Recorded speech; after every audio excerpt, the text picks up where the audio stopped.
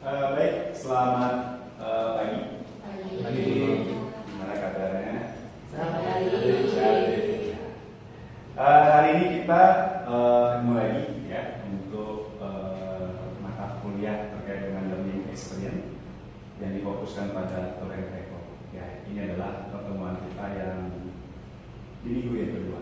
Selanjutnya hari ini adalah topik berkaitan dengan learning experience tour and travel. Ya, topik ini berharap nanti teman-teman mampu terkait dengan bagaimana merancang sebuah acara wisata. Ya. Acara wisata ini sangat penting ketika nanti untuk membuat sebuah paket wisata. Ya.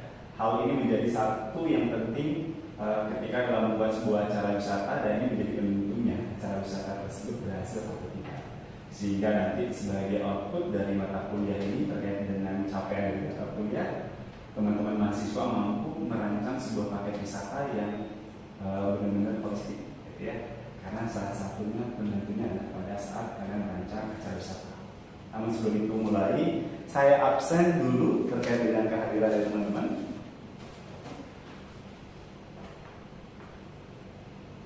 Eva, Ratna, Argini.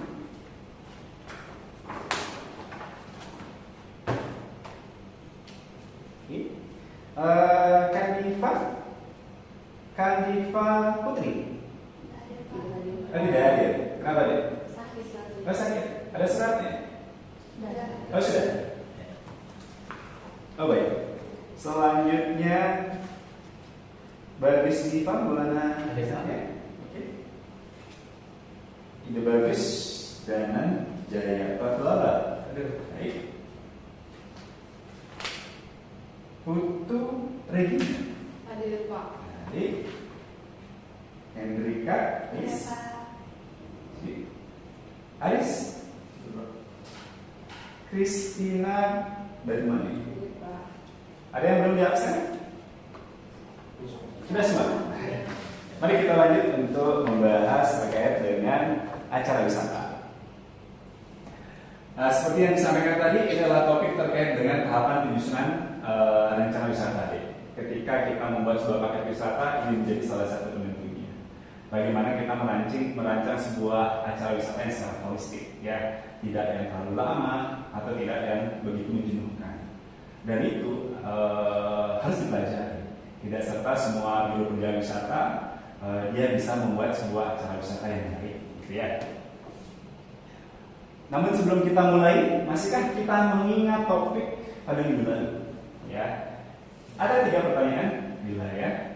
Ini adalah terkait dengan topik on the last week. So let's recall the topic on the last week. So there are 3 pertanyaan terkait dengan tourism industry, ready-made tour, travel letter, dan yang ketiga adalah biro perjalanan wisata atau BPD dan APB. Kira-kira di antara kalian masih ada yang ingat topik yang kita pelajari pada minggu yang lalu? Baik, guys, mulai.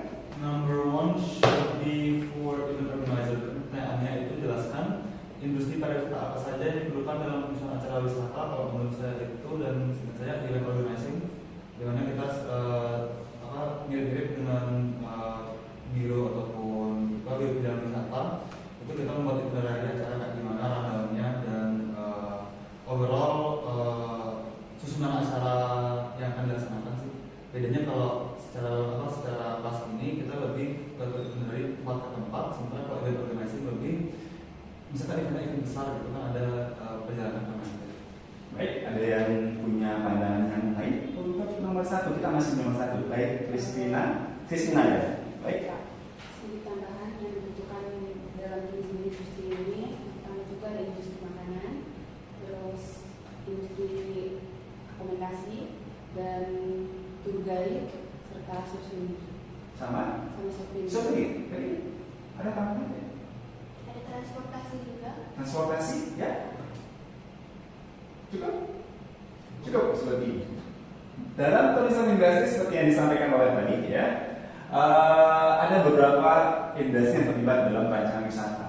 Satu adalah pasti kita memerlukan namanya biaya tarik wisata, gitu ya. Karena kita membuat sebuah paket wisata pasti memasukkan yang disebut dengan biaya tarik wisata. Selanjutnya adalah transportasi, bagaimana kita untuk menuju daerah wisata. Yang ketiga, kita butuh akomodasi tempat tinggal bagi tamu yang melakukan inbound tour, datang ke Bali yang durasinya lebih panjang. Keempat, dia membutuhkan restoran yang disebutkan oleh tadi oleh teman kita Christina, dia butuh industri makanan. Selanjutnya, dia butuh namanya tour guide. Ya, tour guide ini memiliki peran yang sangat penting, gitu ya. Ketika dia bisa menjelaskan informasi, jangan sampai tamu datang ke sini, dia tidak mendapatkan informasi yang yang meskipun dia bisa melihat pada internet, pasti local wisdom mungkin tidak sepenuhnya dipahami. Selanjutnya, yang terakhir adalah souvenir. Jadi souvenir ini adalah sebuah industri, ibaratnya something to buy untuk bagi wisatawan. Ya, kenangannya kan bahwa ketika dia meninggalkan daerah wisata menuju ke tempat asal, maka industri tersebut kita itu ada nama. Jadi, ya, mengingat lagi untuk tulisan industrinya. Nomor 2 atau nomor 3, siapa yang menjawab? Slide. Sebelum saya pilih, ayo. Silakan nomor berapa? 2, 3? Nomor 3. 3, oke. Persamaan biru sama agen jalan wisata tuh mereka sama-sama menyediakan paket wisata. Kalau bedanya tuh birunya itu yang membuat paketnya dan juga menjual. Kalau agen dia itu nggak buat tapi cuma menjual paket wisata. Oke, agen dia tidak membuat tapi menjual aja. Sedangkan biro perjalanan wisata dia buat dan dia jual juga. Berarti yang paling komplit siapa? Biro perjalanan wisata. Oke, bisa kita ambil contoh misalkan biro perjalanan wisata seperti yang kalian lihat di jalan, misal Discover, Melati Tour tadi kan, Faktor dan sebagainya. Kalau agen gimana kita lihat? Di pinggir jalan Di pantai yang memiliki layoutnya yang kecil, banyak memajang brosur karena fungsinya adalah cuma sebagai agen, dia sebagai perantara. Ya. Sama-sama sebagai perantara dari industri pariwisata, tapi biro perjalanan wisata justru ruang lingkupnya lebih besar karena dia bisa creating and produce acara wisata. Gitu kurang lebih. Tadi kan, oke. Saya rasa masih cukup ingat terkait dengan topik pada minggu lalu. Mari kita lanjut untuk topik terkait dengan tour itinerary. Ya, tour itinerary ini nama lainnya adalah acara wisata. Ya, dalam merancang sebuah acara wisata ada beberapa tahapan. Harus mencari gagasan, harus inventarisasi dulu apa saja daya wisatanya, merumuskan tujuan dan menyusun daya wisatanya. Dalam merancang wisata, perhatikan hal tersebut. Jangan sampai Anda merancang wisata sembarangan. Ya, kalau saya ingat pada tahun 2023 yang lalu, saya dikirim dari kampus ini untuk melakukan pengabdian ke Labuan Bajo di sebuah desa namanya Desa Liandara. Nah, Desa Liandara tersebut untuk merancang sebuah paket wisata bagaimana yang terintegratif, yang bisa menyesuaikan dengan kearifan lokal. Ya, artinya pada saat itu diperintahkan untuk mengangkat lokal community-nya dan juga komoditi lokalnya. Maka kita buat dulu apa gagasan kita membuat paket wisata namanya petasan nada, petasan paket wisata pedesaan Liandara. Istilah tersebut kita munculkan, ya. Sama seperti pada tahapannya, selanjutnya kita lakukan inventarisasi. Kita menentukan apa saja daya wisata yang ada di Liandara. Ini kita inventarisasi. Ya, punya Arak, kalau di sini namanya Arak, kalau di sana namanya Sopi, ya. Dia punya Sopi dan sebagainya. Inventarisasikan apa saja daya wisata, kemudian baru dirancang acara wisatanya. Oke, kalau seperti itu, ada beberapa faktor kalau kita perhatikan yang perlu diperhatikan dalam merancang sebuah acara wisata. Ada 3. Apa ini? Rute perjalanan, dia variasi objek, dan juga tata letak. Mari kita fokus pada rute perjalanan. Sebaiknya sebuah perjalanan wisata atau acara wisata yang kita buat seyogianya adalah berbentuk putaran atau circle road. Nah, tapi yang melingkar nama dia. Kira-kira untuk apa ya? Kenapa di circle? Kenapa nggak bisa bolak-balik? Karena kita struktural. Dia berstruktur, ya siapa? Lebih efisien. Lebih efisien dan agar tidak jenuh. Ya, kenapa tidak jenuh? Akan muncul ketika rute tersebut berputar atau circle ya, supaya si wisatawan tidak berangkat dia melewati jalan yang sama, kemudian balik melewati jalan yang sama. Bagi wisatawan mungkin tidak begitu hal yang penting, tapi bagi mereka yang beberapa yang suka melihat jalan, maka sedikit rasa bosan. Hal ini diutamakan atau kalau bisa rute tersebut harus meningkat, namun tidak dipaksakan. Jadi ketika kondisinya tidak memungkinkan, ibaratnya jalannya memang itu aja, ya, atau sekalipun kita mau melingkar, tapi terlalu jalannya terlalu jauh, maka tidak efektif. Ya, kalau kita di Bali, rata-rata ada beberapa rute yang memang melingkar. Seperti tadi tujuannya supaya tidak menjenuhkan buat si wisatawan. Selain itu ada juga yang akhirnya bolak-balik. Kalau kalian mau ke Kintamani, Tirtampul, maka rutenya sedikit bolak-balik meskipun ada rute yang lain. Kalau memaksakan rute yang lain, maka jaraknya terlalu jauh dan tidak begitu efektif dan efisien bagi si wisatawan. Ya. Kedua adalah variasi objek. Gimana maksudnya variasi objek?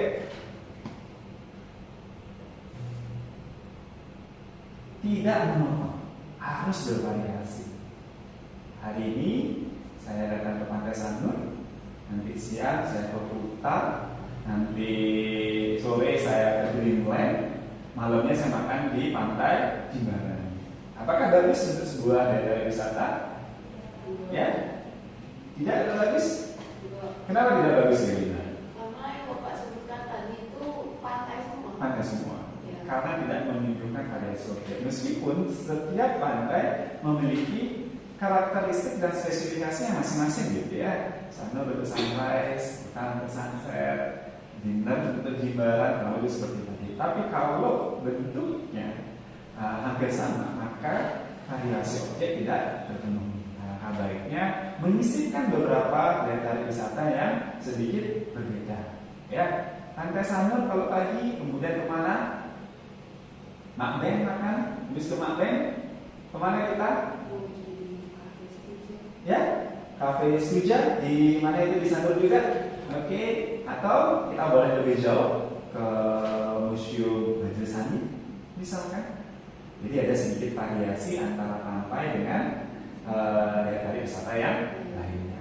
Ya tadi tata urutan kunjungan juga menjadi penentu. Ketika suatu acara wisata yang memunculkan dua pantai, ya tidak masalah. Misalkan ya pantai Sanur atau pantai Dreamland, nantinya malam ke kemana namanya pantai Jimbaran. Tata urutan supaya bagus maka jangan didekatkan, gitu ya. Pantai Dreamland habis itu ke pantai Melasti, habis itu ke pantai Jimbaran. Kalau mau tata urutannya bagus maka jaraknya lebih jauh, mungkin di awal atau di akhir. Itu kalau tata urutan menjadi penentu. Maka ketika kalian membuat sebuah acara wisata, coba kita refleksikan apakah rute perjalanannya sudah meningkat, meskipun tidak wajib, idealnya meningkat. Apakah variasi objek sudah memenuhi unsur tidak monoton, tidak bosan? Apakah variasi acara wisata yang ditentukan tata urutannya bagus? Ada yang tanya kan? Jelas? Cukup jelas. Baik. Selanjutnya adalah kita sudah ada di Bali, ya kurang lebih. Adik sendiri sudah mengenal beberapa daya tarik wisata yang ada di Bali. Kurang lebih saudaranya seperti ini. Ya saya yakin pada mata kuliah sebelumnya adik mendapatkan kesempatan untuk eksplor Bali dengan visit dan tour visit sebelum-sebelumnya. Coba kita simulasikan. Ada beberapa daya tarik wisata yang ada di sini, gitu ya. Coba buatkan sedikit. Memilih 4 sampai 5 daya tarik wisata yang adik rasa cocok untuk dibuatkan sebuah full day tour yang menarik. Hotel di Kuta. Ya, silakan. Berikan saya opsi sesuai dengan experience kalian. Ya. Yes, siapa satu? Dulu. Eva? Yes, please. Eva milih. Untuk yang pertama saya pilih Dari Kuta, adik ke Monkey Forest. Monkey Forest. Alright. Selanjutnya, Selanjutnya ke Danau Basan. Danau Beratan. Baik, lanjutkan. Dari sana langsung ke water sport Tanjung Benoa. Water Sport Tanjung Benoa. Terus ke Jimbaran. Jimbaran untuk Ina dan Terus balik ke Kuta Hotel. Ada yang sama atau punya pandangan yang berbeda? Secara ideal rute perjalanan masih bisa, ya. Ada beberapa kondisi yang sudah memenuhi meskipun tidak bisa secara 100% adalah circle itu kurang lebih. Kemudian variasi objek, apakah memenuhi variasi objek? Memenuhi? Kipores, lihat monyet, danau lihat danau, pemandangan atau spot pantai, makan seafood pantai. Variasi objek kan? Memenuhi? Masih memenuhi. Kemudian keterlibatan kunjungan masih memenuhi. Ya.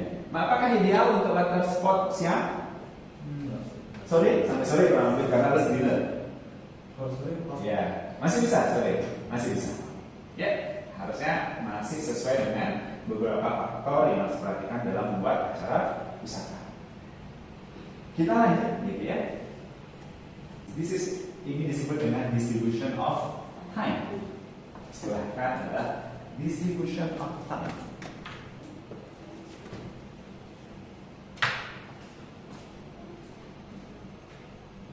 Alright, distribution of time. Bagaimana membagi antara on board, membagi dengan tour activities dan juga rest. Pendistribusian waktu. Pendistribusian waktu ini juga menyesuaikan dengan kapan mau berangkat dan dia. Ya, seperti yang kita sudah pernah bahas sebelumnya. Supaya bagus berangkatnya, pasti berangkat di jam yang juga bagus, 00, jam 11.00. Yang berapa lagi? Jam 11.15, 11.30, 45, dan balik lagi, ya, menggunakan kelipatan 15. Tidak bagus kalau kita sampaikan ke tamunya, Bapak Ibu selama di daya wisata Monkey Forest hanya sampai jam. Nanti kita balik jam sudah ada di bis dan kita berangkat jam 11.03. Ya, agak sedikit kurang bagus kalau menyampaikan itu kepada tamu. Bapak Ibu kita akan berangkat jam 11.15. Bapak Ibu kita berangkat jam 11.30, 11.45 sampai jam 11.00. Itu kan lebih bagus. Nah, gimana cara buat itu adalah menentukan distribution of time. Baik. Dan ini menjadi salah satu penentu untuk membuat acara wisata. Gimana cara hitung? Coba kita perhatikan. Cara menghitung adalah waktu tempuh. Ini adalah untuk menghitung on board. On board itu adalah waktu tempuh untuk ke daya tarik wisata. Dari satu daya tarik wisata ke daya tarik wisata lainnya. Disebut dengan on board. Jarak dibagi kecepatan rata-rata dikali 60 menit. Ini rumusnya. Jarak dibagi kecepatan rata-rata dikali 60 menit. Coba kalian hitung sekarang. Rutenya dari Kuta ke Batu Bulan. Jika jarak Kuta ke Batu Bulan Lorong Dance adalah 25 km dan kecepatan rata-ratanya adalah 50 km per jam, berapakah waktu tempuh yang diperlukan?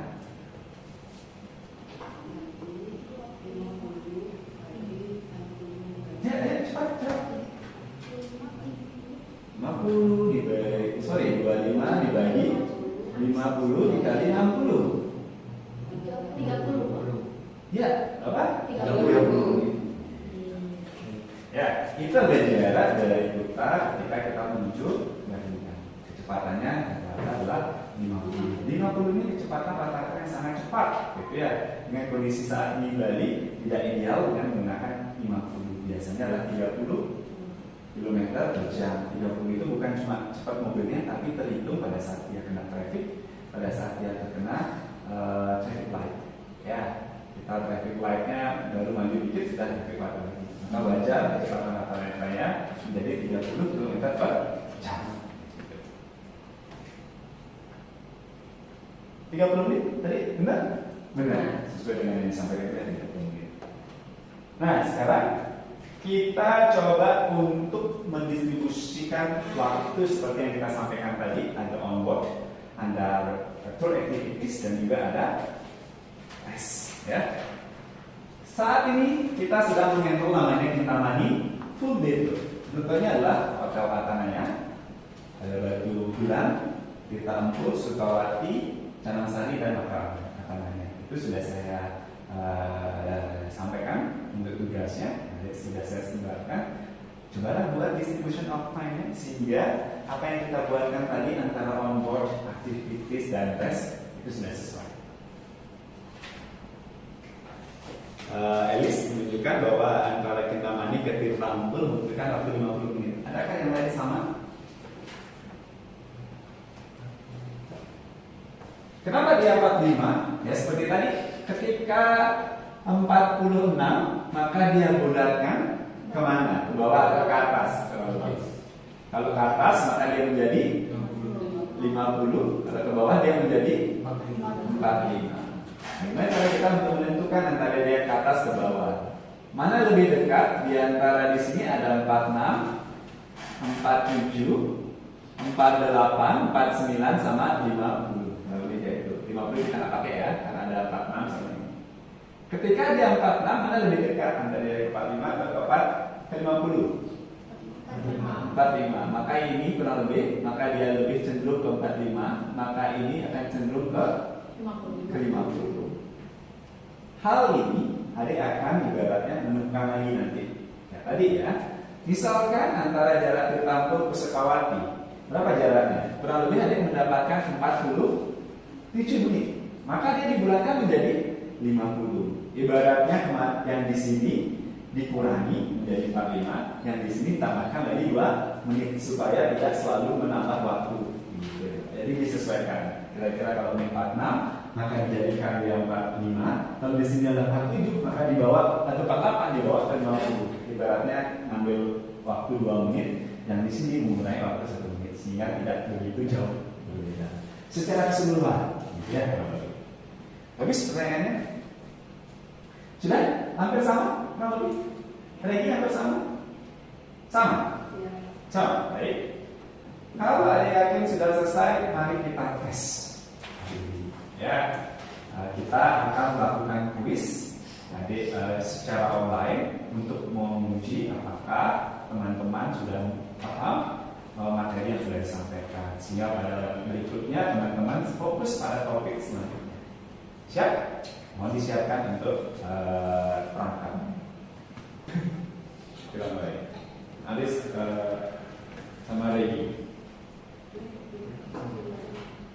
Cara jawabnya adalah soal akan tertampil di depan, bukan di HP. Adik tinggal milih.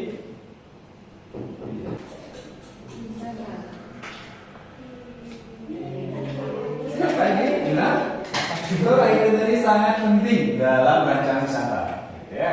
Manakah faktor yang tidak perlu dipertimbangkan? Kalau tadi ada 3. Sebutkan. Dan tabarukan. Harga tidak termasuk hidup.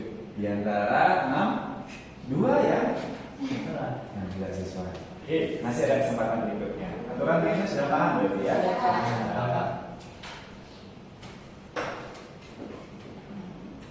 Eva dan Elis miskin. Nah, kita lanjut ya.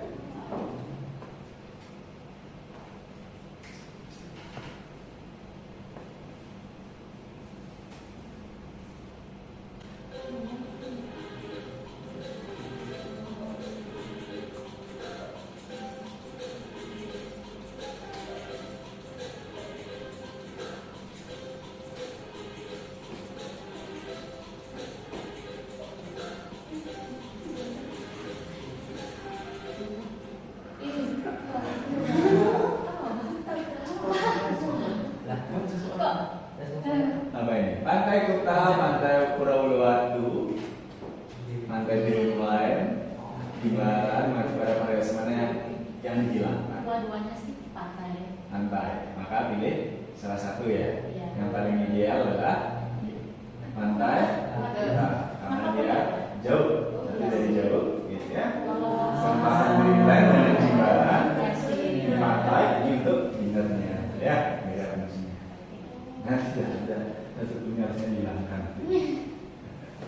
Oke, lanjut. Tidak akan berubah. Masih sama. Secara jelas, karena sama. Ya, hanya ada 5.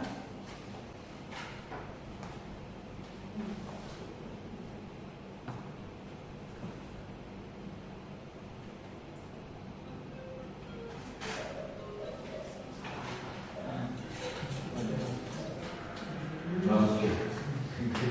Ya, salah ya.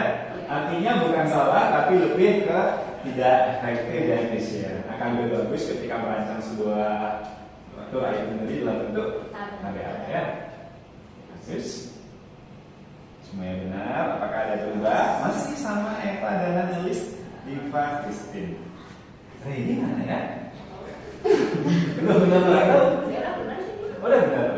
Kurang cepat. Ini permainan cepat dan benar ya. Kalau lama mengurangi poin.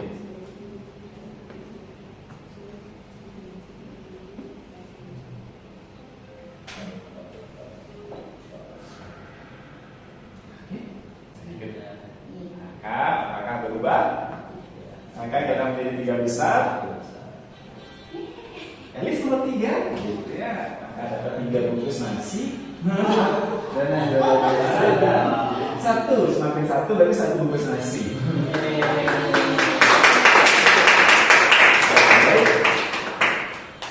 Jadi apa lagi yang pagi? Oh, masih 3. Oh iya, tiba-tiba gitu. Baik, kita sudah selesai untuk perkuliahan hari ini terkait dengan learning experience tour and travel, terutama untuk topik tour itinerary. Ya, semoga teman-teman bisa paham gitu. Kalau secara overall teman-teman dari mahasiswa bisa menangkap ya, terbukti dari beberapa evaluasi yang disebutkan tadi. Ya, minggu depan kita akan ketemu dengan topik berkaitan dengan harga wisata. Ada yang tanyakan sebelum kita berakhir? Tidak? Baik, kalau memang tidak, kita selesai kelas. Terima kasih. Terima kasih.